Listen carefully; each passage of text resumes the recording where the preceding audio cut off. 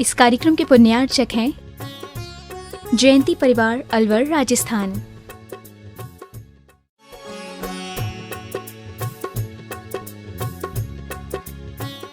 सिद्धाणं नमो आयदियाणं नमो वज्झायाणं नमो लोये सव्यसाहुणम्।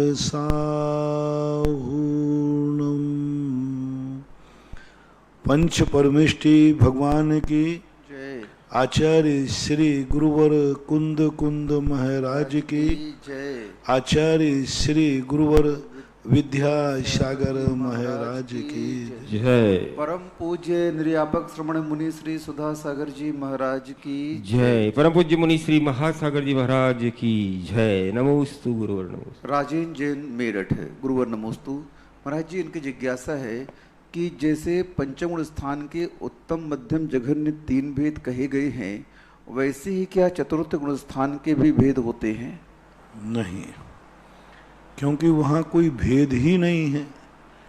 यहाँ तो व्रतों की तारतम्यता है, चारित्र है, हीनादिकता की चारित्र में बनती है। वहाँ तो सब एक से ही हैं, कोई भी भेद किसी भी आचार्यों ने भेद नहीं किया। हाँ, सम्यक दर्शन की अपेक्षा 3 भेद जरूर हैं, उपसम, क्षयोपसम और छायक सम्यक दर्शन। लेकिन श्रावक के 3 भेद हों जैसे पंचगुण स्थान के हैं, ऐसा नहीं होता। महाराज जी, ऐसे सुनते हैं कि नैष्टिक, पाक्षिक और साधक, ये जो 3 भेद होते हैं, ये तो सब इसमें फिर वृत्ति शामिल हो जाएंगे, पंचगुण स्थान शामिल करना पड़ेगा।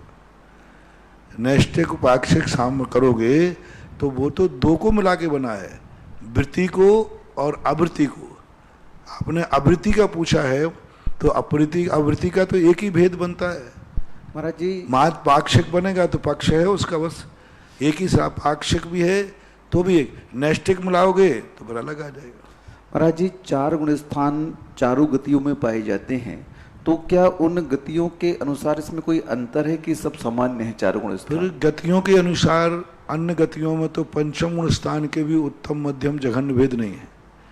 यदि आप मनुष्य गति में ही उत्तम मध्यम जघन्य भेद बनते हैं पंचम गुण स्थान में, त्रियंशों के अंदर उत्तम मध्यम जघन्य भेद नहीं है।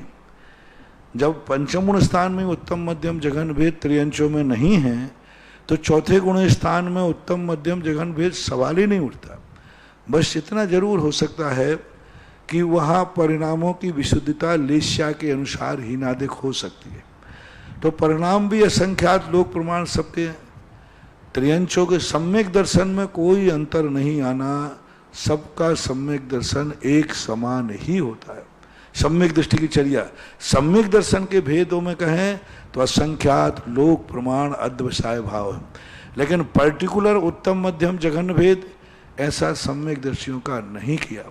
और उत्तम मध्यम जघन्य भेद मात पंचम गुण स्थान मनुष्यों में लेना, त्रियंशों में भी पंचम गुण स्थान होता है, लेकिन उसमें एक ही प्रकार का पंचम गुण स्थान है, उत्तम मध्यम जघन्य नहीं। तो महाराज जी, जो चतुर्थ गुण स्थान नारकी का है और मनुष्य का जो चतुर्थ गुण स्थान है, ये सामान्य है परिणामों की अपेक्षा।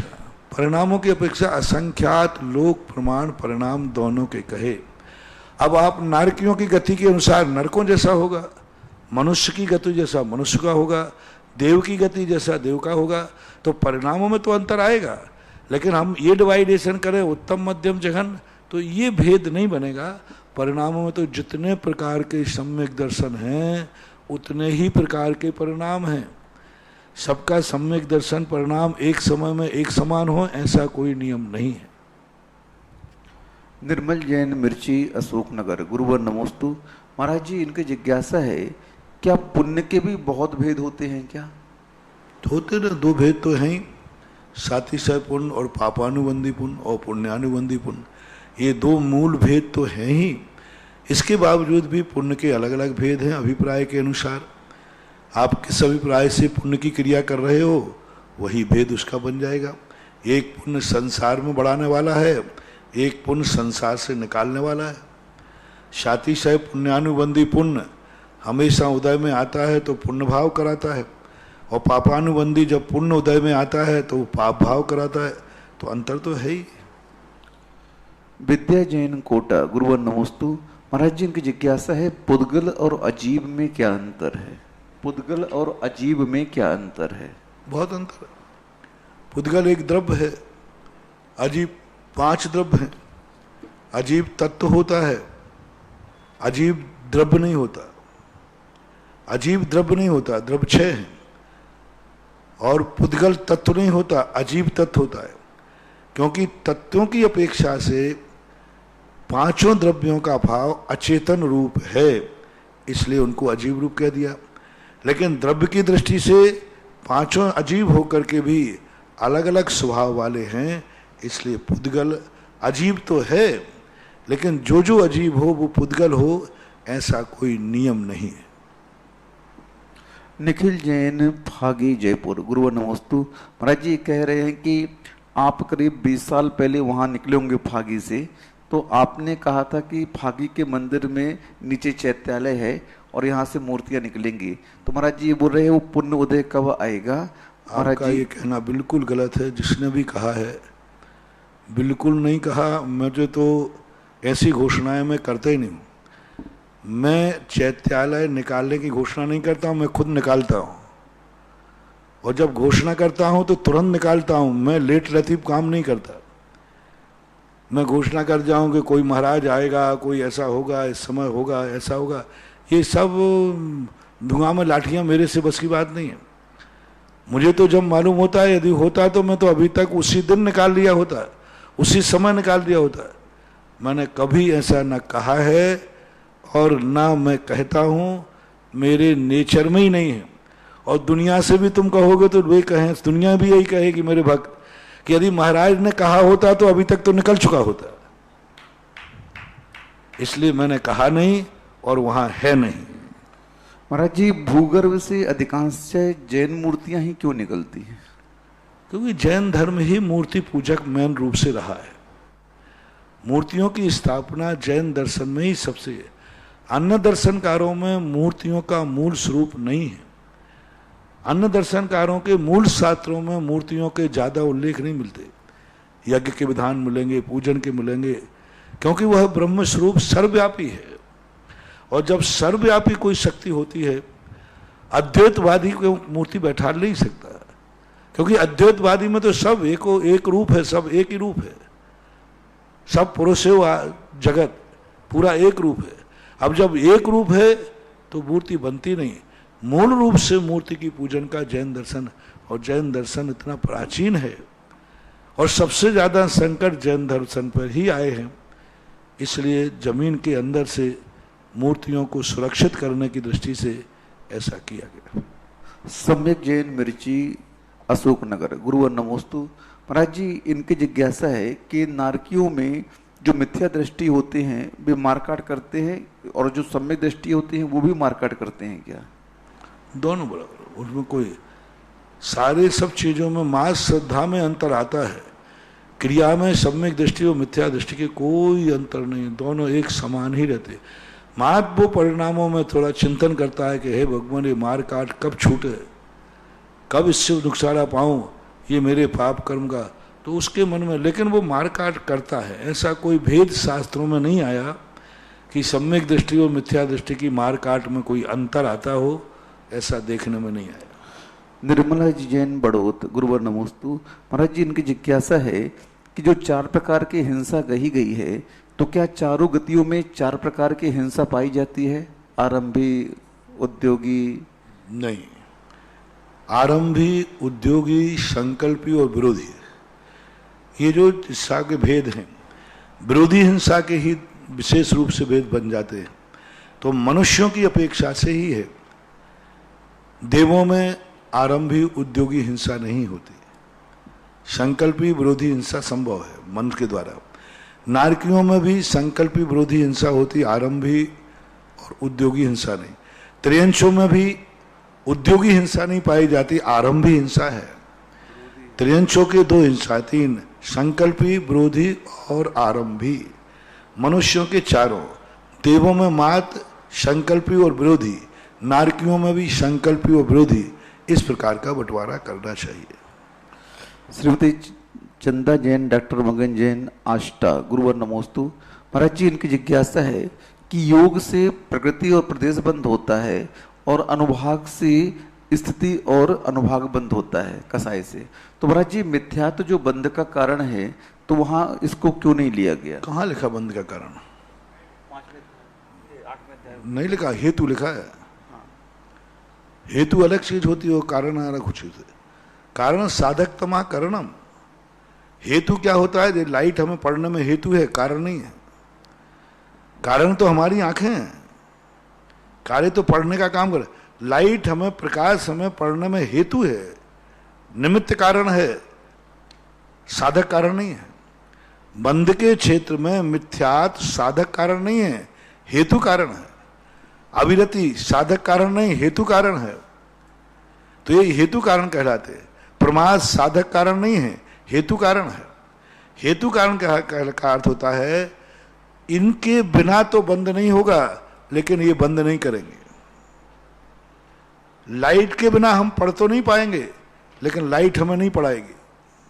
लाइट के बिना तो नहीं पढ़ेंगे, उजला नहीं रहेगा तो हम पढ़ेंगे कैसे?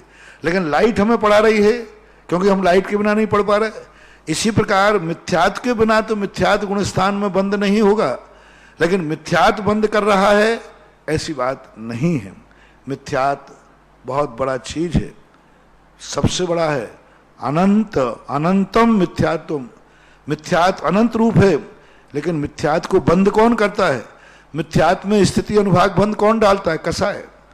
मिथ्यात्व स्वयं नहीं, कसाय में अनुभाग स्थिति बंद स्वयं कसाय डालती है। मात एक प्रकृति ऐसी है जो स्वयं का अनुभाग स्थिति बंद स्वयं करती है, कसाय। दूसरों में डालती है और स्वयं में भी डालती है। लेकिन मिथ्यात्व में जो स्थिति अनुभाग बंद पड़ता है, नियम से पूरा सटकंडागम कर्मकांड गोमरसार सब बड़े पड़े, कसाय से ही मिथ्यात्व में स्थिति अनुभाग पड़ता है। मिथ्यात्व स्थिति अनुभाग पाड़ने में समर्थ नहीं है। फिर से बंद का प्रत्यय क्यों कहा हमारे? प्रत्यय है, प्रत्यय को तो कहा, मैंने कहा ना, लाइट प्रत्यय है पढ़ने में। लाइट प्रत्यय है पढ़ने में, कारण नहीं है। कारण तो कसाय ही माना जाता है, योग और कसाय माने। बंद के क्षेत्र में पूज्यवर आचार्य महाराज ने इसके लिए कहा, राष्ट्रपति है मिथ्यात्व, लेकिन राष्ट्रपति का चुनाव कौन करता है? लोकसभा। बड़ा राष्ट्रपति है, प्रधानमंत्री की सभा उसको चुनाव करती है, बड़ा राष्ट्रपति है। कार्य जो है, जैसे मान लो कोई पाटा बनवाया तो किसी ने बनवाया, मालिक वो है, लेकिन कारीगरी का काम कौन करेगा? बड़ा ही। तो मिथ्यात्व सब करता है, महान है, अनंत संसार में घुमाता है, सब है, लेकिन उस अनंत संसार को घुमाने की ताकत कौन देता है? कसाय देती है। मिथ्यात्व कुलाड़ी है तो कसाय कुलाड़ी का बैंट है, जो ताकत देगी कुलाड़ी में। कुलाड़ी अकेली ताकतवान नहीं है, लेकिन बैंट चाहिए उसमें, तो कसाय मिथ्यात्व को ताकत देती है, स्थिति अनुभाग देती है। किसी भी आगम में, किसी भी शास्त्र में बंदचारी होते, प्रकृति, प्रदेश, स्थिति और अनुभाग बंद। इन चारों बंदों में से कौन सा बंद मिथ्यात्व करता है? ये किसी भी आगम और शास्त्र में कहीं से भी नहीं, दूर दूर तक हवा नहीं है। अपन तो सीधा ले लो, बंद के हेतु कहे, चलो इस प्रसंग को छोड़ते। बंद चार हैं और चारों बंदों का बंटवारा कर दिया गया। किसी भी आचार्य ने अन्न मिथ्यात्व आदि को, प्रमाद आदि को बंद का कारण नहीं बताया। बंद तो स्थिति अनुभाग बंद कसाय से ही होता है। लेकिन इसका अर्थ है नहीं कि मिथ्यात्व छोटा हो गया, इसका अर्थ है नहीं कि मिथ्यात्व का समर्थन कर दिया। मिथ्यात्व का बहुत बड़ी शक्ति है, लेकिन मिथ्यात्व कसाय के बिना पंगु है, क्योंकि कसाय ही उसको बल देती है, ऐसा समझना चाहिए। मंजू जैन, पाटौदी, मुंबई, गुरुवर नमोस्तु। महाराज जी, चातुर्मास प्रारंभ होते ही व्रत हम लोग के शुरू हो जाते हैं, तो इस व्रत के समय में क्या हम लोग पूजा के पानी, कुएं का पानी नहीं मिलता है, तो बारिश का पानी और नारियल का पानी नहीं उपयोग कर सकते? बारिश का पानी, नल का पानी नहीं। बारिश का पानी आप खूब प्रयोग करिए। और हर व्यक्तियों को मैं तो कह रहा हूं, बारिश का पानी का संग्रह करो। कैसे करो? जब तक टांके नहीं बन रहे हैं तब तक छतों पर पानी की स्टील की टंकियां रख दो। कम से कम लॉकडाउन में और कोई काम में आवे या नहीं आवे, लेकिन यदि मंदिर नहीं जा पाए तो घर में पूजन का द्रव्य, मंदिर में पूजन की द्रव्य नहीं मिल रही आजकल, कैसे दें? पानी छुए ना, सब लोग छू के जाएंगे, तमेड़ी सब लोग छुएंगे। अब ये सब चीज़ों के लिए तो आपने घर से लेके जाओ। तो इस साल सभी लोगों को मेरा कहना है कि सभी लोग 2-4 टंकियां छत पे अपने बरसात के पानी से भर के रख लें और उसको पैक करके छाया में रख दें। कम से कम वो द्रव्य धोने के काम आता रहेगा और बहुत सारे काम में आएगा, और आपके पीने के लिए तो बहुत स्वस्थ है। जैसे बने तैसे घर में बरसात के पानी का टांका बनाओ बनाओ बनाओ, छोटा बनाओ, कोई वेस्टेज जगह नहीं है। कमरे के अंदर बना लो, मकान के अंदर, छोटा मकान है, कोई जगह उसकी खत्म नहीं होगी। ईशान कोण के अंदर एक छोटा सा गड्ढा खोदिए, ऊपर से उस पर पट्टी ढक के बंद कर दीजिए, पूरा कमरा आप काम में लीजिए। मात्र 1 फुट 2 फुट की जगह बाल्टी जाने के लायक जगह छोड़ दीजिए और पूरा छत का पानी उसमें उतार लीजिए, अनिवार्य कर दो। और कुछ दिनों के बाद, अभी तो मैं कह रहा हूं, नगर पालिका ये पास करने वाली है कि जिस घर में छत के पानी का टांका नहीं है वो मकान पास नहीं किया जाएगा। ये होने वाला है, टांके के बिना पास ही नहीं होगा, नक्शा ही पास नहीं होगा, और बनाओगे तो अवैधानिक माना जाएगा। बहुत जल्दी, कई स्थानों पे तो आ चुका है और कई स्थानों पे बहुत जल्दी आने वाला है। हर व्यक्ति को अनिवार्य होगा, होना ही चाहिए। बहुत अच्छी चीज है। कमरे को खोद दो, फर्श खोद करके वहीं टांका बना लो, खोद करके जितनी तुम्हारा बन सके। कमरे के अंदर वो तो उसको छाया ही चाहिए, टांका धूप में नहीं रहता, छाया के अंदर रहता है, और तुम्हारा मात्र 2 फुट की जगह जाएगी जितना उसमें आला है, मतलब बाल्टी खींचना है, बाकी तो पूरा कमरा काम में लो ना, और दोष भी नहीं रहेगा। ईशान कोण में यदि पानी का टैंक है गड्ढे वाला तो तुम्हारी पोबारा धन की आमदनी अलग, एक टिकट में 2-2 मजा, पानी भी शुद्ध। और ईशान कोण में यदि आपका गड्ढा है तो वो तुम्हें आर्थिक संबंधी देगा, निरोगता देगा, परिवार में सामंजस्य बैठा लेगा, सब तरफ से लाभ ही लाभ है। तो दोनों काम हो जाएंगे, पानी शुद्ध मिलेगा। और ये बिस्लरियों का ये साफ पानी पीना बंद करो, सब में खतरा है। अपने टांके का पानी पियो, शुद्ध पानी, कोई फ्लोराइड नहीं, कोई टीटीएस नहीं, कुछ नहीं, शुद्ध पानी, कोई बिल्कुल एकदम मिनरल पानी है, शुद्ध पानी। हाँ, तो ये सब करना चाहिए, सबको करे। मंदिरों में तो अनिवार्य ही कर दो। हर मंदिर वालों को, सारे भारत के लोगों से मेरा कहना है, हर मंदिर में एक टांका जरूरी है। कम से कम अभिषेक का पानी उस टांके का होना चाहिए। आज कुएं का पानी है नहीं, बोरिंग के पानी आप ले रहे हो, बहुत दोष है बोरिंग के पानी में। असंख्यात जीवों का मरण, 30 जीवों का मरण। आपका बोरिंग का पाइप है, देखिए कितने, उसमें 30 जीव उत्पन्न हो गए। आपने हैंडपंप चलाया, उसमें जो राड़ पड़ी हुई है उसके घर्षण से वो जीव जो दिन भर रात भर पाइप में पड़े रहे पानी में, वो जीव सारे के सारे मसल गए। ताजा 30 जीवों का कलेवर, ताजा कलेवर है वो, ताजा, उसमें कितना बड़ा दोष है। और 30 जीवों का नियम से खून की संज्ञा को प्राप्त है। भगवान का अभिषेक की हम कभी मंजूरी नहीं देंगे, उसके लिए कभी भूल कर नहीं करना। क्योंकि और बोरिंग से यदि आप कहते हो आप जेट पंप से खींचता है, तो जेट पंप भी यदि 300 फुट नीचे का पानी खींचेगा तो पाइप में भरे हुए जीव तो तुरंत मर जाएंगे, क्योंकि उसकी हवा इतनी तेज होती है। हाँ, करंट तो मानो पानी में नहीं गया, हवा जाएगी, हवा इतनी तेज जाएगी कि वे श्वास ले नहीं पाएंगे, मर जाएंगे। अपने सामने भी यदि जेट लगा दिया जाए तो अपन को श्वास लेना तकलीफ होगी, वो तो छोटे जीव है। इसलिए बोरिंग आदि की, नल आदि के पानी की अपेक्षा हर मंदिर में अनिवार्य कर दो। पुराने मंदिर हैं, नए मंदिर हैं, हर मंदिर में इस मीटिंग में पास होना चाहिए। सबके लिए टेक टू ऑर्डर। सभी मंदिर वालों से मेरा कहना है, इस मीटिंग में हर व्यक्ति को अपने मंदिर के अंदर एक टांका खोलना है। ईशान कोण, नॉर्थ ईस्ट के कोने में, नॉर्थ ईस्ट का जहां पॉइंट पड़े थोड़ा सा 1 फुट का कोना छोड़ देना। जैसे नॉर्थ और कोना ईस्ट जहां कोना मिलता है तो 1-2 फुट नॉर्थ की तरफ अथवा 1-2 फुट ईस्ट की तरफ। ठीक जो नॉर्थ ईस्ट का कोना है उसको कोने को छोड़ देना, थोड़ा एकदम कोना मत लेना, थोड़ा 1-2 फुट छोड़ करके ले लेना, और आपके लिए बहुत, मंदिर के लिए बहुत समृद्धदायक होगा। मंदिर में अतिशय आएगा, मंदिर में सुख शांति होगी, और तुम्हारे घरों में खोदोगे तो बहुत सुख शांति होगी। इसलिए मंदिरों के लिए तो मैं एक प्रकार का निर्देश दे सकता हूं, पुराने सब में एक अनिवार्य करो, सबसे पहले मस्ट। और दान देने वालों से कहना है, भगवान की मूर्ति को दान दो या नहीं दो, लेकिन टांके को जरूर दान दो, जिस टांके से अभिषेक होगा। यदि मंदिर में कोई टांका खुदवाता है, कितना पुण्य, कितना पुण्य। देखो, बोरिंग के पानी से होता, त्रस्त जीवों का विनाश उसमें निश्चित है, बिलछानी डलती नहीं।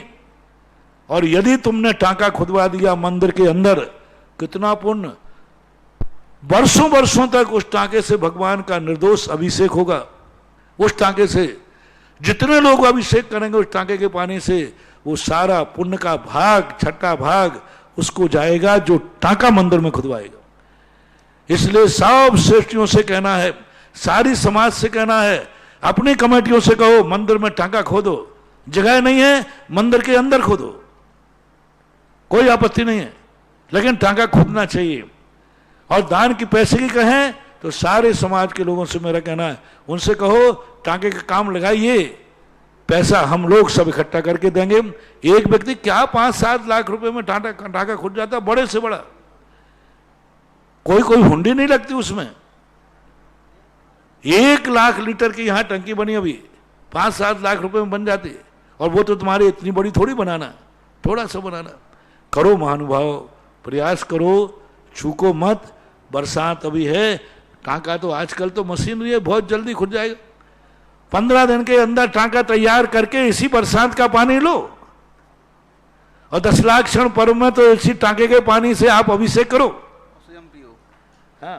और स्वयं भी 10 लाख क्षण पर्व में बोरिंग का पानी पीना, कुएं का पानी, नल का पानी पीना आदि 10 लाख क्षण पर्व में अष्टमी 14 के व्रत करते हो करो। और वृत्तियों के लिए तो इतना अमृत कुंड है, इसका नाम पूज्य गुरुदेव ने अमृत कुंड नाम दिया है कि अमृत कुंड है। 10 लाख क्षण पर्व में वृत्तियों के लिए, त्यागी वृत्तियों के लिए, लोगों के लिए कुएं का पानी चाहिए पड़ता है। इस समय लॉकडाउन है, कहाँ जाएं कुआं के पानी लेने के लिए? खुदवाओ महानुभाव, जैसे बने तैसे करो। महेंद्र जैन, पत्रकार, इंदौर। गुरुवर नमोस्तु। महाराज जी, इनकी जिज्ञासा है कि एक जैन कुलीन व्यक्ति धर्म की आराधना कर रहा है, उसके माध्यम से प्रभावना कर रहा है, और उसी धर्म को एक विजाति व्यक्ति मान करके और त्याग तपस्या के माध्यम से प्रभावना कर रहा है, तो दोनों में पुण्य का अर्जन किसे ज्यादा होगा? पुण्य और पाप तो भावों के ऊपर आश्रित है। अनुष्ठानात्मक जो क्रियाएं हैं कुछ, वो वंश परंपरा से प्राप्त होती है। भावात्मक जो धर्म है वो कोई भी प्राप्त कर सकता है। पुण्यबंध तो परिणामों के ऊपर आधारित है। एक मेढक को भी अपन से ज्यादा पुण्यबंध हो सकता है, उसके परिणामों के ऊपर आधारित। विजय जैन, मुंबई। गुरुवर नमोस्तु। महाराज जी, इनकी जिज्ञासा है कि जैन धर्म में द्रव्य गुण पर्याय को माना गया है, लेकिन देवगुरु शास्त्र एक पर्याय रूप है, तो महाराज जी द्रव्य को पूज्य हम कब मानेंगे? जहां पर्याय हो वहां द्रव्य गुण रूप है ही। किसने कहा है? जहां जहां द्रव्य पर्याय यदि गुरु रूप है तो गुण भी गुरु रूप है और द्रव्य भी गुरु रूप है। हमारे शास्त्रों में स्पष्ट रूप से कहा, जम कुणदि भाव मादा कत्तासो होदि तस् भावस्य निश्चय दो भवारा। जम कुणदि भाव मादा कत्तासो होदि तस् भाव। जिस समय जिस भावों का करता है, आत्मा उन्हीं भावों का भोगता है। तो जब यदि पर्याय यदि गुरु भगवान रूप है तो गुण और द्रव्य भगवान रूप है। पर्याय यदि गुरु रूप है तो द्रव्य गुण भी पर्याय। नियम से इससे छोड़ करके पर्याय थोड़ी रहती है। यानी पर्याय शुद्ध गुरु की रूप हो और द्रव्य अगुरु रूप हो, गुण अगुरु रूप हो, ऐसा नहीं। उतना वो भी गुरु रूप है, क्योंकि पर्याय जब गुरु रूप की मानोगे, जब मुनि को रत्नत्रय मानोगे तो रत्नत्रय गुण भी रत्नत्रय है और द्रव्य भी रत्नत्रय है। ऐसा कभी नहीं होता। पर्याय कुछ हो, गुण कुछ हो और द्रव्य कुछ हो। प्रियंका जैन, इंदौर। गुरुवर नमोस्तु। महाराज जी, ये कह रहे हैं कि कुछ साधु लोग चैनलों के माध्यम से कोरोना रोग को दूर करने के लिए मंत्र बता रहे हैं और उस मंत्र से अब यानी जल को वो करके शुद्ध करके और जल को लीजिए तो ठीक हो जाएगा। तो महाराज जी ये कहाँ तक नहीं, ये परंपरा बिल्कुल अच्छी नहीं है, आगम में है ही नहीं। भक्तांबर पाठ पढ़ो, ये जल मल पिलाने की गंडा ताबीज के ढोंग धतूरे बंद करो। गंडा ताबीज करना, जल पिलाना, ये सब कौन से साथ में लगा? आगम का आलम्बन तो लो। गंधोदक है तो लगाने को कहा, पढ़ो, उसको पढ़ाओ। तुम्हारे करने से थोड़ा बहुत प्रभाव पड़ सकता है भावनात्मक। सामने वाले से कहो कि भक्तांबर पाठ पढ़ो, नहीं पढ़ रहा है तो तुम उसको सुनाओ। लेकिन ये जल वगैरह पिलाने की परंपरा ना तो मैंने आगम में कहीं पढ़ा है। जैन आगम में तो कहीं भी बहुत बड़े बड़े अच्छे बुरे दिन सबके आए। मैना सुंदरी ने भी गंधोदक को छिड़का था, ना कि पिया था उस समय 700 कोड़ियों को। और भी शास्त्रों में जितने आए, ये पीने की परंपरा बिल्कुल गलत है, नहीं होना चाहिए। ये जैन धर्म के मूल सिद्धांत का अवमानना है, अवहेलना है। परम पूज्य निर्यापक श्रमण मुनि पुंगव श्री सुधासागर जी महाराज के पावन चरणों में सभी श्रावक श्रावकाएं जो जिनवाणी चैनल और सुधा कलर के माध्यम से जिज्ञासा समाधान देख रहे हैं, सुन रहे हैं, उनकी ओर से कोटिशः नमोस्तु नमोस्तु नमोस्तु गुरुवर। महाराज श्री आपके आशीर्वाद से तपोदैत क्षेत्र पर जो विभिन्न योजनाएं चल रही है, जैसे असीमकालीन भक्तामर विधान, सहस्त्रकूट जिनालय, नंदीश्वर दीप जिनालय और स्वर्ण बेदी, और इसी के साथ अभी चातुर्मास में एक भक्ति कलश की स्थापना करने की जो योजनाएं हैं, इन सभी योजनाओं में बहुत सारे भक्तों ने अपनी चंचला लक्ष्मी का सदुपयोग किया है। आज असीमकालीन भक्तामर विधान के लिए 51,000 रुपये की राशि से एक दिन वर्ष में अपने परिवार के नाम से विधान करने का सौभाग्य प्राप्त किया। श्रीमती तारा देवी, अजय जी, शालू जी, आकांक्षा, अभिषेक आदित्य जैन, विनायका परिवार, मानव फार्मेसी, मणिपुर, इम्फाल।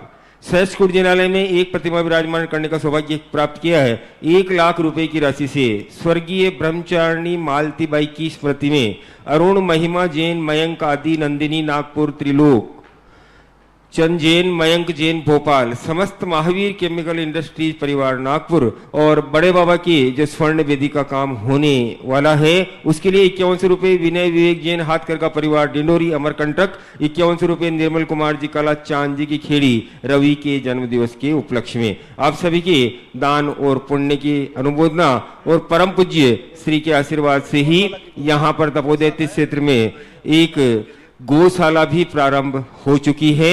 जिन लोगों की भावना गौशाला में अपनी चंचला लक्ष्मी का सदुपयोग करने की भावना हो, अपनी दान राशि यहाँ कमेटी के कार्यालय पे आप बतवा सकते हैं, ताकि आपके नाम की भी यहाँ घोषणा की जाए। आज की पहली जिज्ञासा है मांगरोल से नविता जैन की जिज्ञासा है।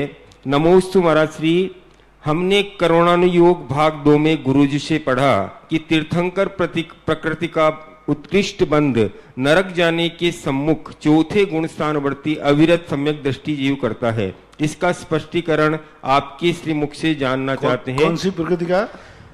तीर्थंकर प्रकृति का उत्कृष्ट बंध नरक जाने के सम्मुख चौथे गुण स्थानवर्ती अविरत सम्यक दृष्टि। ठीक है, उत्कृष्ट स्थिति बंध है वो।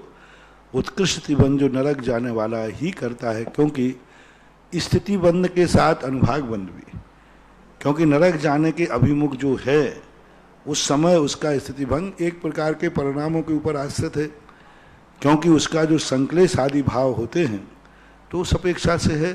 तो कोई बात नहीं है, तो एक सैद्धांतिक विषय है, नियोग है। वह प्रकृति उसी समय उसी जाने के अभिमुख बनती है, तो बनती है क्योंकि उस समय के परिणाम, उत्कृष्ट बंध के योग परिणाम उसी समय बने जाते हैं, ऐसा। मांगरोल से अतिशय जैन की जिज्ञासा है। नमोस्तु महाराज श्री, मेरी जिज्ञासा है कि प्रथम गुण स्थान से चौथा गुण स्थान तक के जीव का पंचम काल में सम्यक्त सहित मरण संभव है क्या? यदि नहीं तो क्यों? समाधान दीजिए। क्यों नहीं हो सकता? सम्यक सहित मरण हो सकता है। सम्यक दर्शन लेके भी जा सकते हैं, स्वर्ग लेके जा सकते हैं। और आज सम्यक दर्शन के साथ मरण नहीं हो तो संलेखना कैसे, समाधि कैसे, नहीं, खूब अच्छी तरह पूरे शास्त्रों में वर्णन है। आज सम्यक दर्शन के साथ मरण हो सकता है, देशव्रत महाव्रतों के साथ मरण हो सकता है, कोई बात नहीं। अगली जिज्ञासा ऑनलाइन के माध्यम से ऑडियो।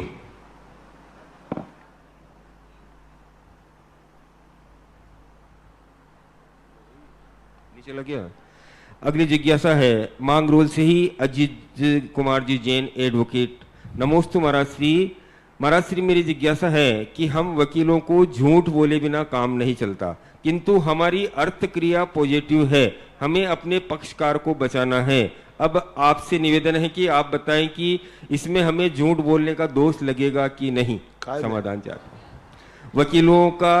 उनका कहना है कि हमारी वकील लोग, हाँ, अब भाई वकीलों का तो मामला बड़ा विचित्र है। यही बात ध्यान रखना चाहिए, वकीलों लोगों को लिए सत्य को बचाने के लिए भले आपको झूठ बोलना पड़े, लेकिन असत्य को बचाने के लिए झूठ बोलते हो तो बराबर दोष है, बराबर दोष है। असत्य को तुम बरी करा रहे हो और जो सत्य है उसको सजा दिला रहे हो। कई वकील जिसने मर्डर किया, चोरी की, डांका डाला, उसका केस लड़ रहे। प्राइम मिनिस्टर का मर्डर करने वाले का केस लड़ रहे। स्पष्ट रूप मालूम है कि इसने मर्डर किया है, वकील को मालूम है। मर्डर करने वालों के लिए कोई दुनिया का वकील नहीं मिलना चाहिए। दुनिया भर के ऐसे पाप कर रहे, स्पष्ट है कि इसने डाका डाला है, स्पष्ट मालूम है।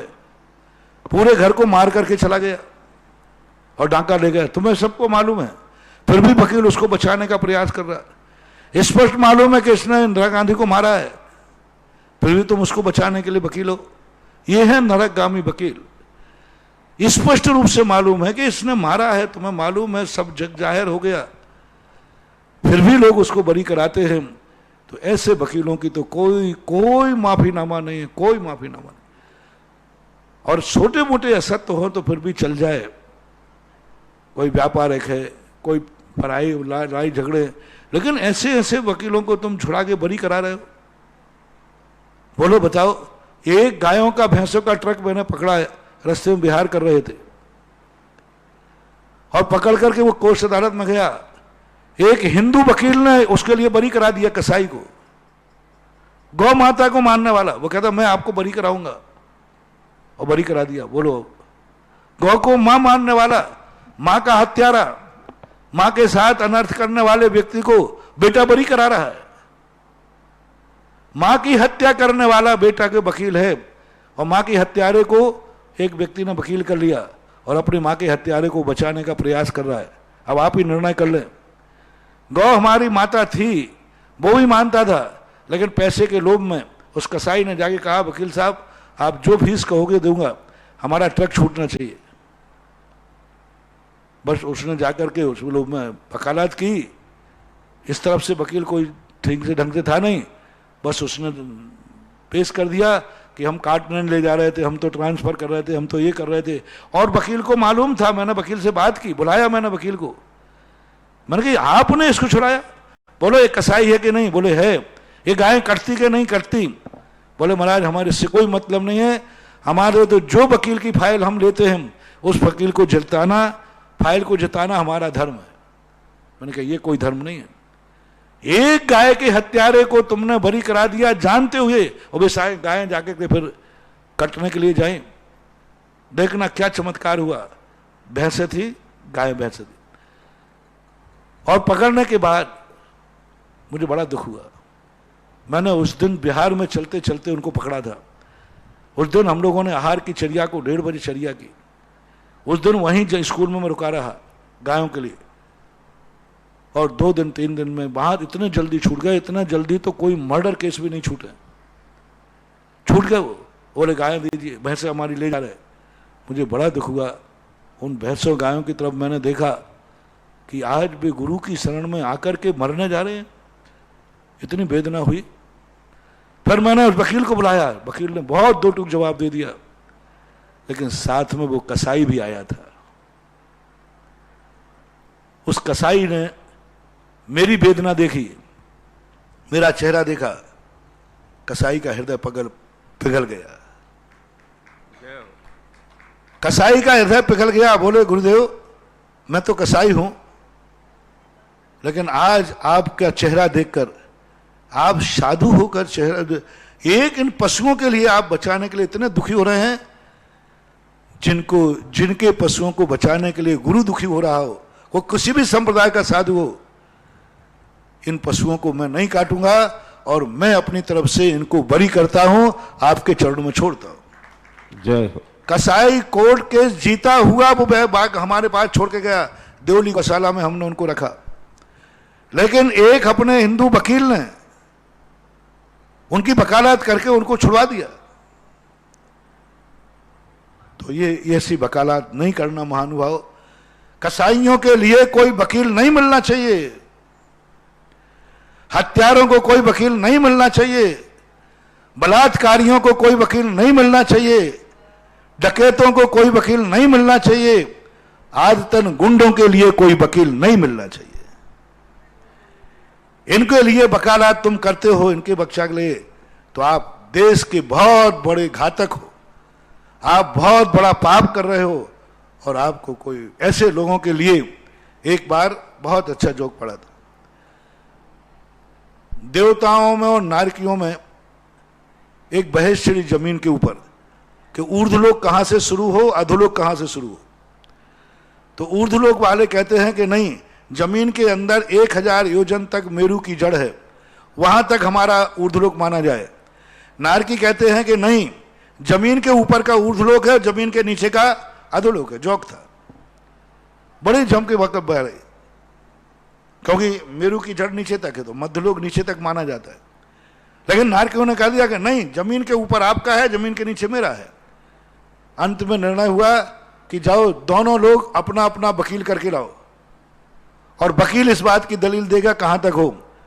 तो सारे स्वर्ग के देवता उदासीन हो गए और नारकी लोग नाचने लगे। बोले नारकी क्यों नाच रहे? बोले सारे वकील तो हमारे पास है। समझ गए ना? नारकियों ने कहा बहुत मजा आएगा, सारे वकील तो नरकों में पड़े हैं, क्योंकि स्वर्ग कहता हमारे यहां तो एक वकील आता ही नहीं है।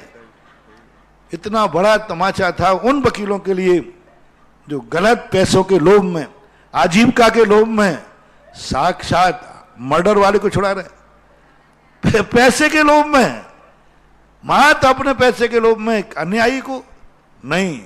हां, वकालत करो न्याय दिलाने के लिए, न्याय दिलाने के लिए वकालत करो, अन्यायी को सफल करने के लिए नहीं, बरी करने के लिए नहीं। ऐसा नहीं करना। मेरी तरफ से तो यही संदेश है, पर आप लोग जो कर रहे हो उसके लिए मेरा क्या अधिकार है। अगली जिज्ञासा ऑडियो के माध्यम से। एक और संस्मरण याद आ गया, एक बहुत अच्छा संस्मरण है। सन 1900 लगभग 86-87 घटना है। एक मुगावली के वकील साहब थे, वकील साहब बाबूलाल जी वकील थे।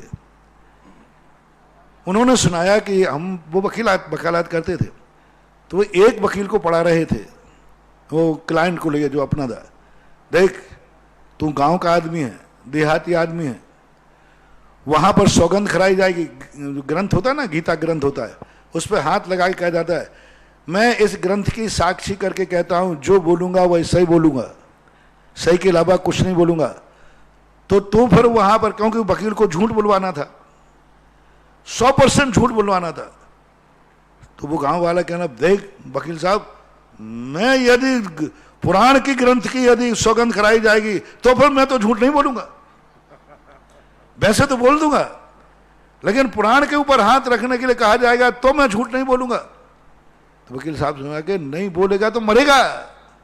तो बोले मर जाऊंगा लेकिन झूठ नहीं बोलूंगा। वो चिल्ला के कह रहा था। उसने कहा देख मैं एक रास्ता बताता हूं, तुझे पुराण को छूने का कोई पाप नहीं लगेगा। बोले क्यों? अंटी बांध के छू लेना। वकील पढ़ा रहा है उसको। अब गांव का तो व्यक्ति है, जैसे वो बच्चे लोग छुल छिलोर खेलते ना, तो छुप जाते, वो अंटी बांध लेते। मैंने अंटी बांध ली थी, तो अंटी बांध के छू लेना, तुझे दोष नहीं लगेगा। तो बाबूलाल जी ने कहा, बोले महाराज मेरी मां सुन रही थी ये बात। मां ने आके उसी बीच में कहा, यदि ऐसा झूठ तू बुलवा रहा है धर्म ग्रंथ की सौगंध अंटी बांध करके छूने में पाप नहीं लगता। ये कौन से ग्रंथ में लिखा है और किस गुरु ने पढ़ाया है और किस माँ ने पढ़ाया है तुझे? ग्रंथ भगवान को छूना, गुरु को छूने में अंटी बांध के दोष नहीं। किस गुरु ने पढ़ाया, किस पढ़ा? आज के बाद ऐसी वकालत की यदि तुम घर में बुलाया पैसा, तो आज से मैं तेरे हाथ की कमाई का पानी भी नहीं पीऊंगी, रोटी भी नहीं खाऊंगे मैं तेरे हाथ की। ऐसे करके करेगा तो साक्षात तू झूठ बुलवा रहा है। तो वो समाधान कहो कि पहला चतुर्मास आचार्य के पास से बिहार होने के बाद मेरा मुगावली हुआ था, और बाबूलाल जी वकील साहब थे, वो अच्छे वकील थे, वो आकर के बैठा था। उन्होंने अपना एक संस्मरण ऐसा सुनाया था। तो वकील लोगों, अंटी बांध करके मत सिखाओ। अगली जिज्ञासा ऑनलाइन के माध्यम से। महाराज श्री के चरणों में त्रिवार नमोस्तु नमोस्तु नमोस्तु। महाराज जी, मेरी जिज्ञासा है कि लाठी संहिता नामक ग्रंथ में ऐसा लिखा है कि खसखस का दाना भांग, धतूरा तथा मधु की तरह मदकारक है, नशा उत्पन्न करने वाले हैं ये, इसलिए अपनी आत्मा का कल्याण करने वाले बुद्धिमान गृहस्थ को इन्हें छोड़ देना चाहिए। महाराज जी, जबकि बुंदेलखंड में व्रती जन इसे खाते हैं एवं खसखस खसखस पुस्ता जो खसखस का ना, ठीक समझ गया मैं। पुस्ता और खसखस में कोई दोष नहीं है। लाठी संहिता एक प्रमाणिक ग्रंथ नहीं है, उसमें बहुत सारी बातें अनार्स हैं, आर्ष परंपरा के अनुसार नहीं है। एक पंडित का लिखा हुआ ग्रंथ है जो प्रमाणिक की कोटि में नहीं आता। अतः पोस्ता और खसखस का दाना प्राय पूरे जनपद सत्य है, सभी लोग लेते हैं और कोई उसमें दोष नहीं है। अगली जिज्ञासा पुनः ऑडियो के माध्यम से। परम पूज्य निर्यापक श्रमण के चरणों में हम सबका कोटि सा नमन। मुनिश्री बृहद द्रव संग्रह के द्वितीय अधिकार की भूमिका में आचार्य भगवंत ने कहा है कि कौन किस पदार्थ का करता है, तो उन्होंने कहा बहिरात्मा जीव आश्रव बंध पाप पदार्थ का करता है और निदान बंध की अपेक्षा पापानुबंधी पुण्य पदार्थ का करता है, और सम्यक दृष्टि जीव को संवर निर्जरा मोक्ष पदार्थ का कर्ता बताया है। तब यह जिज्ञासा ही है, क्या सम्यक दृष्टि जीव आश्रव बंध नहीं करता, और करता है तो उस पदार्थ का कर्ता क्यों नहीं बताया? क्योंकि शुभोपयोग के साथ में शुभाश्रव और शुभबंध तो होता है। तो यहाँ इन्होंने ऐसा क्यों नहीं कहा? और यदि नहीं कहा तो क्यों नहीं कहा? मुनिश्री, आपके श्री मुख से इसका चिंतन सुनना चाहते हैं। नमोस्तु महाराज जी, नमोस्तु। चिंतन तो मैं देता नहीं, उत्तर जरूर दे दूंगा, क्योंकि चिंतन जिज्ञासा के माध्यम से प्रश्न के जवाब में चिंतन नहीं दिया जाता। चिंतन गुरु हमेशा देते हैं और उत्तर गुरु से लिया जाता है। इसलिए प्रश्न करने वाले प्रश्न का उत्तर पूछें, चिंतन नहीं। चिंतन हम प्रश्नों में देते हैं। आपके कहने पर मैं अपना चिंतन देने वाला नहीं हूं, क्योंकि चिंतन लिया नहीं जाता, चिंतन दिया जाता है, और उत्तर दिया नहीं जाता, उत्तर लिया जाता है।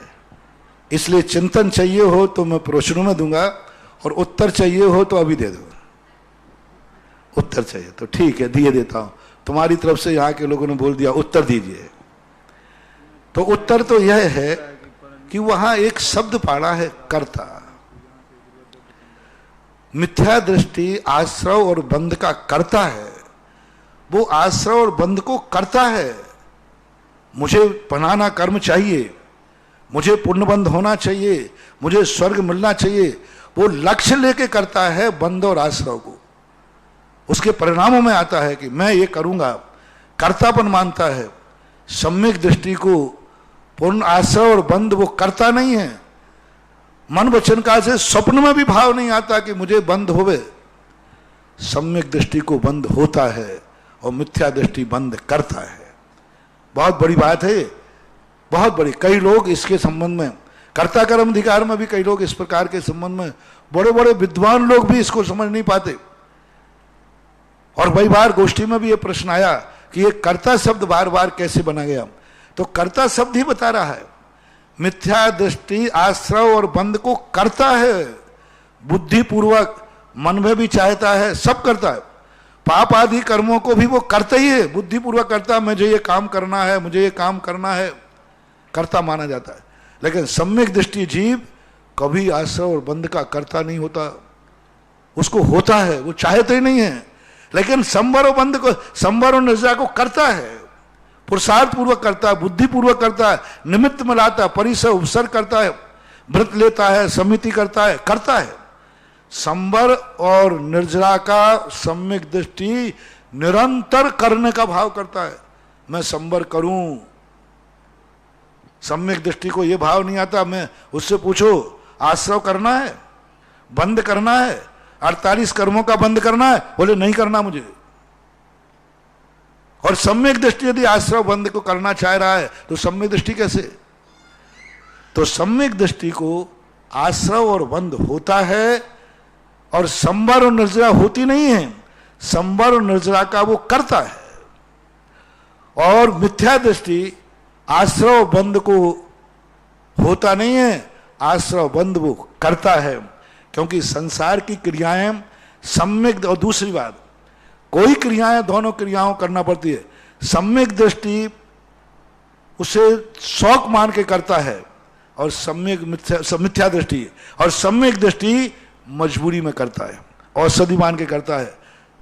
यदि मान लो को कभी कभी कुचित कदाचित पुण्य आदि बंद के लिए वो करता है, तो पूज्यवर कुंदकुंज स्वामी ने समय सार के अंदर कहा, सम्यक दृष्टि यदि बंद भी करता है बुद्धिपूर्वक, तो वो औषधि के समान करता है, मजबूरी में।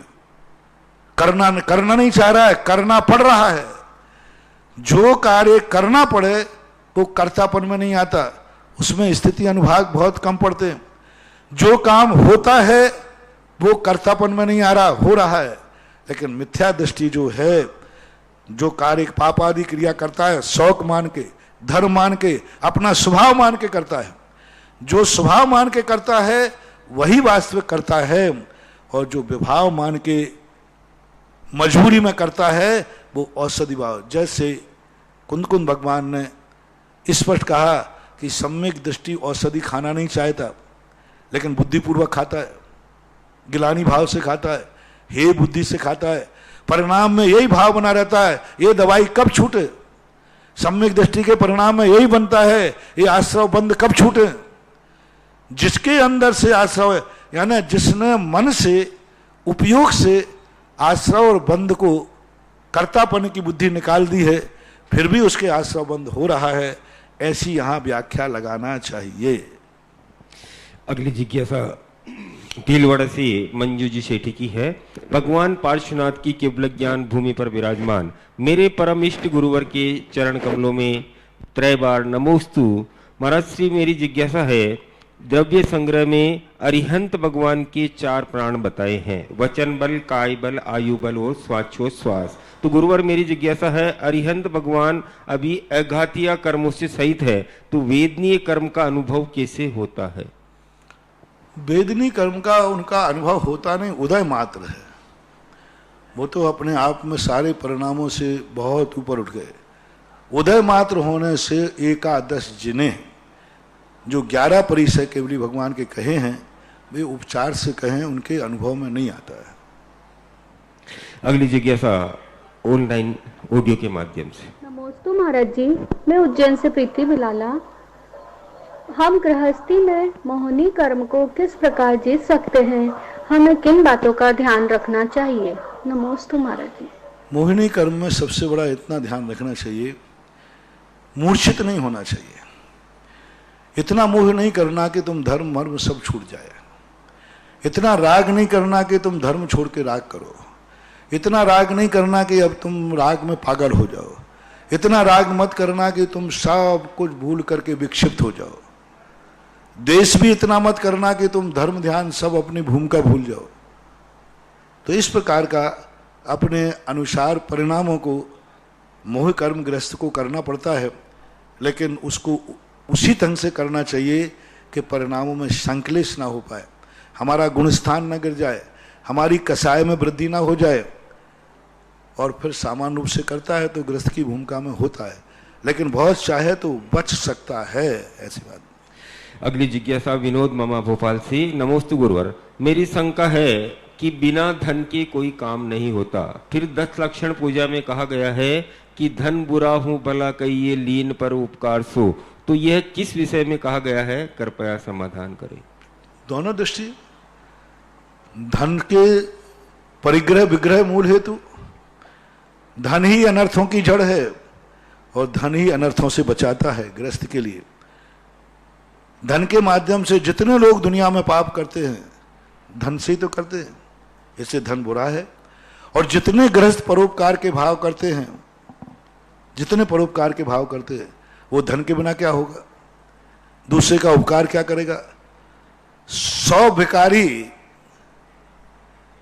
एक भिखारी को अमीर नहीं बना सकते, क्या करेंगे। एक भिखारी की भूख नहीं मिटा सकते, 100 भिखारी मिलकर के एक भिखारी को कपड़ा नहीं दे सकते, लेकिन एक अमीर धनवान 100 भिखारियों के पेट पाल सकता है।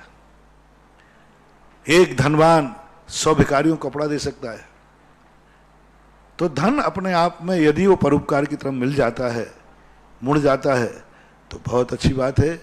भला कहिए, भला ही तो कहा है, स्वभाव नहीं कहा, यानी वो भला करने वाला है, उपकार करने वाला है, ऐसा। अगली जिज्ञासा, मेरे आराध्य गुरुदेव कोटि कोटि नमोस्तु। मेरे गुरुदेव, कर्ण ने पूर्व भव में ऐसे कौन सा कर्म किया था जिसकी वजह से क्षत्रिय कुल में जन्म लेने के बाद भी उसे सूत पुत्र कहलाने का दुख झेलना पड़ा। अपनी सारी संपत्ति कवच कुंडल दान करने के बाद भी भगवान कृष्ण ने ये क्यों कहा कि आप श्रेष्ठ दानी नहीं हो, क्योंकि आपने सामर्थ्य होने के बाद भी शुद्धों के कल्याण के लिए कुछ नहीं किया। कर्ण को दान का फल क्या मिला, कौन सी गति मिली। आपका प्रश्न 2 संप्रदायों को मिलाकर के आपने किया। एक आपके प्रश्न में हम किस संप्रदाय के अनुसार आपका जवाब दें। आधा प्रश्न आपका जैन दर्शन का है कि कौन से कर्म का उदय था उसका, कौन सा कर्म किया था, और आधा कवच और कुंडल दान देने की बात है वैष्णव दर्शन का है। जैन दर्शन के अनुसार ना तो इंद्र ने कवच कुंडल लिया है और ना कवच कुंडल दिया है और ना कवच कुंडल उसके पास था। ये जो कल्पनाएं हैं ये वैष्णव दर्शन में आया है कि वो इंद्र का पुत्र, इंद्र का जो भी पुत्र था, सूर्य पुत्र था, जो भी थे, वो कवच कुंडल ले गए। तो ये जो कल्पना है वैष्णव दर्शन, और वैष्णव दर्शन में कर्म सिद्धांत की मुख्यता नहीं है।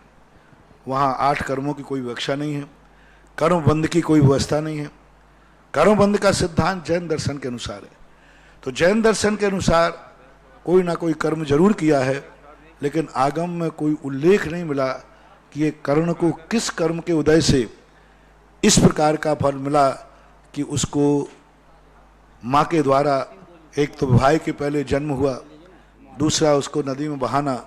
तो इस संबंध में कोई आगम में कोई उल्लेख अभी तक देखने में नहीं आ रहा उस समय का। बाकी कर्म तो कोई ना कोई है, सिद्धांत तो कोई ना कोई है, ऐसा नहीं बात। अगली जिज्ञासा ऑनलाइन ऑडियो के माध्यम से। नमोस्तु गुरुदेव, मैं वैभव काला सूरत से पूरे संघ को 3 बार नमोस्तु नमोस्तु नमोस्तु। गुरुदेव, मेरी जिज्ञासा है कि हम लोग मुनि शुभ्रनाथ भगवान को शनि ग्रह अष्ट निवारण दाता क्यों कहते हैं, कृपया जिज्ञासा का समाधान करें। आगम में इसका कोई उल्लेख नहीं है। महा ज्योतिष शास्त्र में तो ऐसा कोई उल्लेख है नहीं। ज्योतिष शास्त्रों के अनुसार ऐसा कहते हैं कि जिन तीर्थंकरों की कुंडली नक्षत्रों में हुई है उनमें उनका शनि उच्च का होता है। जिनका शनि उच्च का होता है, उनका जिनके शनि नीच के आदि होते हैं, शनि दुष्प्रभाव होते हैं, तो उच्च शनि वाले की संगति में जाने से कुछ प्रभाव पड़ता है। जैसे एक गरीब आदमी, दुखी आदमी एक बड़े आदमी की संगति में जाएगा तो कुछ ना कुछ हेल्प मिलती है। तो मुनि सुब्रतनाथ का जो जन्म हुआ नक्षत्रों के हिसाब से, एक कारण तो उनका वो है। दूसरा कारण है उनका कलर, क्योंकि शनि का संबंध विशेष रूप से कलर से भी होता है।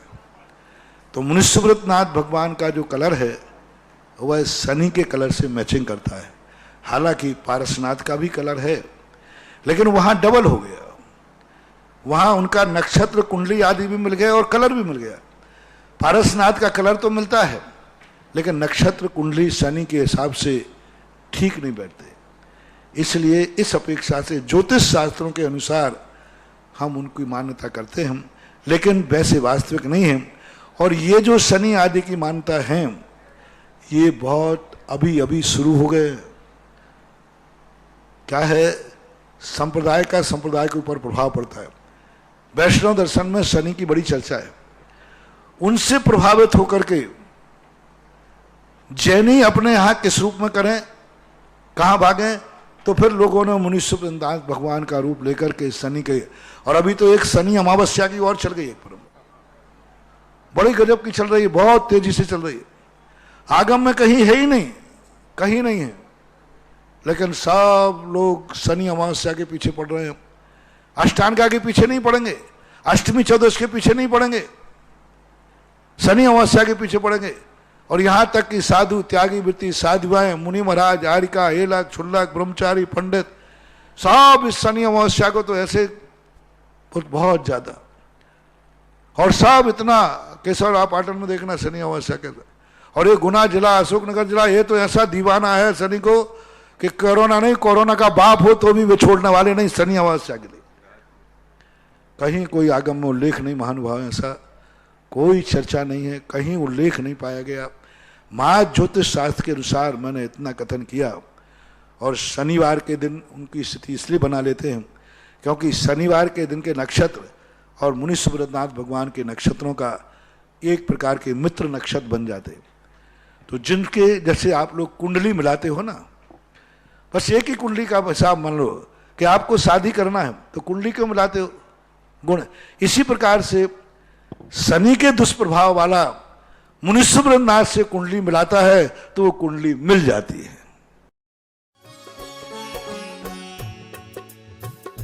इस कार्यक्रम के पुण्यार्चक थे जयंती परिवार, अलवर, राजस्थान।